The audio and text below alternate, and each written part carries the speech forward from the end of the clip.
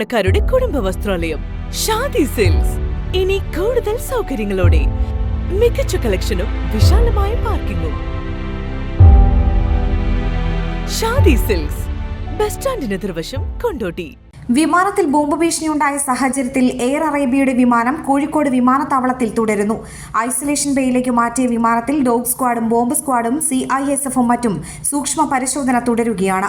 ഭീഷണി വ്യാജമാണ് എന്നാണ് നിഗമനമെങ്കിലും ഭീഷണിയില്ലെന്ന് ഉറപ്പുവരുത്താനുള്ള തുടർ നടപടികളാണ് നടക്കുന്നത്. വിമാനത്തിനുള്ളിലും പുറത്തും ലഗേജുകളും പരിശോധിച്ചെങ്കിലും ഭീഷണിയിലേക്ക് നയിക്കുന്ന സൂചനകളൊന്നും ലഭിച്ചില്ല. പുലർച്ചെ 5 മണിയോടെ കരിപ്പൂരിൽ നിന്ന് അബുദാബിയിലേക്ക് പുറപ്പെടേണ്ടതായിരുന്നു വിമാനം. വിമാനം പുറപ്പെടുന്നതിന് തൊട്ടു മുൻപാണ് സീറ്റിൽ നിന്ന് കുറിപ്പ് ലഭിച്ചത്. പരിശോധന പൂർത്തിയാക്കിയാൽ യാത്രക്കാരെ കൊണ്ടുപോകുമെന്നാണ് അറിയിച്ചിട്ടുള്ളത്.